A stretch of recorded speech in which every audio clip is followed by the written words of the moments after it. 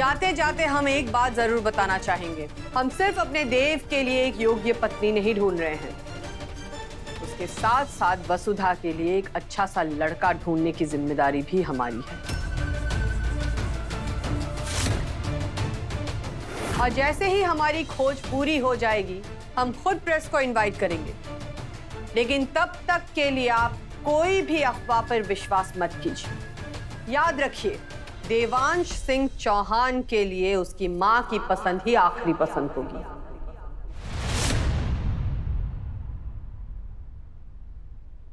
है ना देव?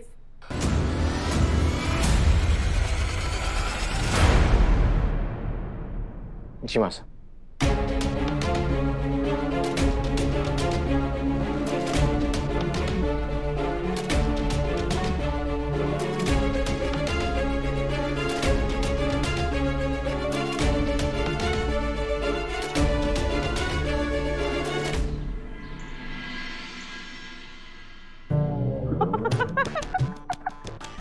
अरे आज के पेपर में तो यो पूरा बम धमाका है।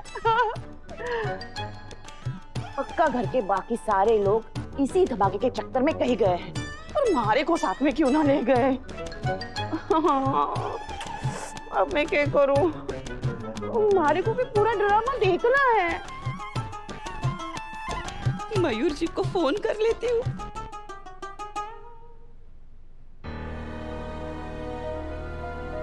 मयूर जी का भी फोन ना लग रहा।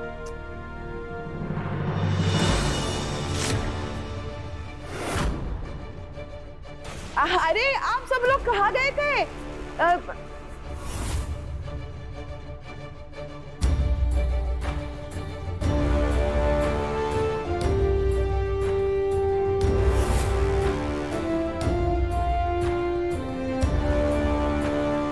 भाभी साहब, आपने यो देखा?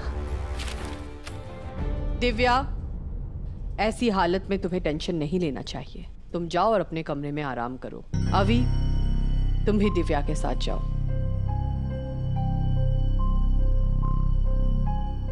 सारिका, तुम भी जाकर अपने कमरे में आराम करो।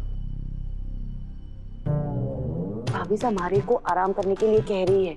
इसका मतलब जरूर कोई बड़ा कांड हुआ है और इन्हें देर से अकेले में कुछ बात करनी है। नौकरानी कोई दिखाई ना दे रही है। कोई बात ना, मैं यो फिल्म इंटरवल के बाद वसु के घर जाकर देख लूंगी। असली ड्रामा तो वही होने वाला है। भाभी साहब, एक जरूरी फोन कॉल करना है। मैं बाहर जाके पहले वो करूंगी, फिर अंदर जाके आराम करती हूँ। देव, यहां आकर बैठो।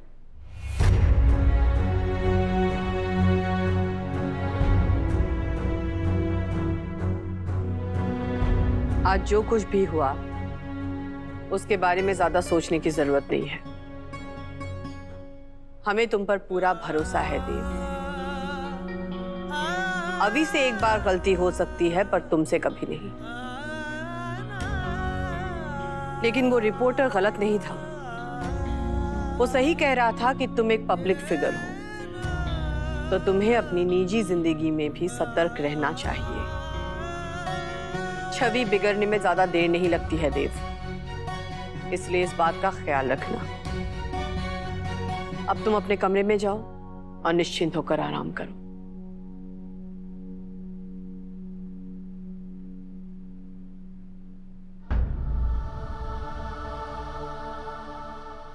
मंदिर जाना था तो अकेले जाती, छोटे हुक्म के साथ क्यों गई?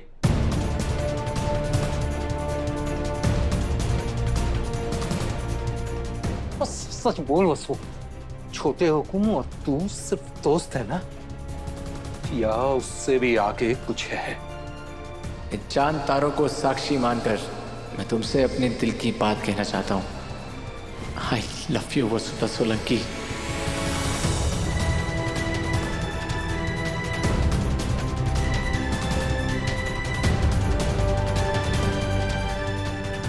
कुछ पूछ रहा हूं मैं।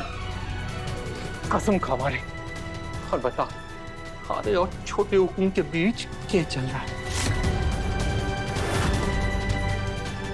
बता।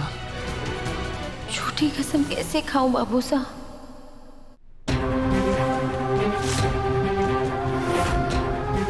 जब आपको हमारे पर भरोसा ही नहीं है तो कसम खा के क्या होवेगा बाबू साहब? माता माई जानती है हमारा सच। वो जानती है कि हमारे अंदर आपके संस्कार है। मैं कभी किसी गलत रास्ते पर नहीं जाऊंगी। और बात बात पर ऐसे कसम भी नहीं खाऊंगी। अगर आपको हमारे पर भरोसा नहीं है बाबू साहब तो मार डालिए हमारे को। मारिए मारिए। तू तुम्हारे जिगर का टुकड़ा है। सारे को मार कर मैं खुद कैसे जी पाऊंगा? हमारे को अपनी इज्जत की भी तो चिंता है। पिछले 25 साल से इस घर में सर उठाकर काम किया और वसु यही हमारी धरोहर है।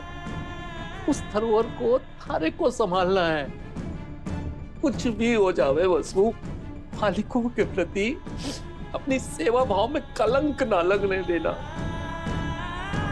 तो मजाक में भी किसी ने कह दिया ना वसु की हनुमंत ने अपनी बेटी के जरिए मालिकों को फंसाया है, तो मैं जीते जी मर जाऊंगा। ऐसा कभी ना होवेगा।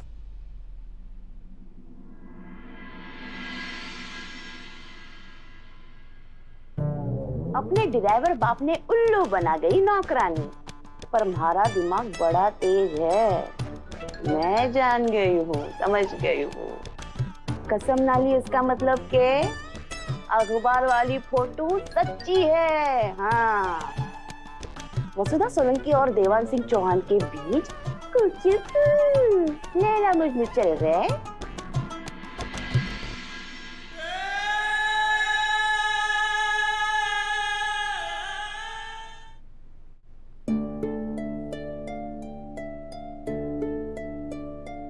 अपने लिए जीवन साथी चुनने का अधिकार देव ने अपनी मां को सौंपा है।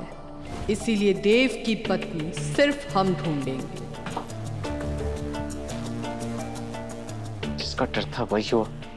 जब मैं मासा को सब सच बताने वाला था तभी सब उल्टा पुल्टा हो गया।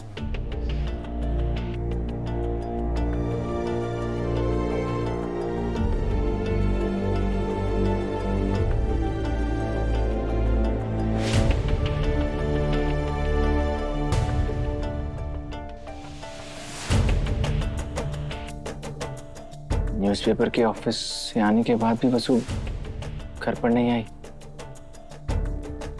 कितना बुरा लगा होगा उसे, कितनी घबरा गई होगी वो।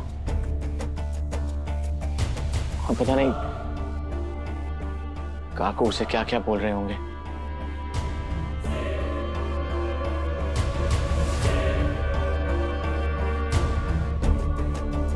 कहीं सबसे घबराकर वसु ने प्यार से पीछे हटकी तो नहीं, ये सब मेरी गलती है। मुझे उसी दिन मासा को वसु और अपने बारे में बता देना चाहिए था।